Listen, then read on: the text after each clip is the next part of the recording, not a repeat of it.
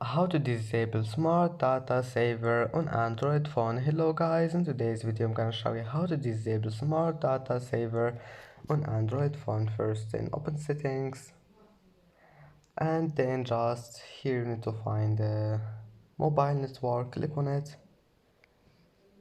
and then click data usage here. And as you see here, you will find smart data saver. Now all you need to do is just click on it and you will find it like that. Then just disable it by one click. It's easy, you can disable it or enable it, and that's it. And that's how to disable smart data saver on Android phone, and that's it for today's video.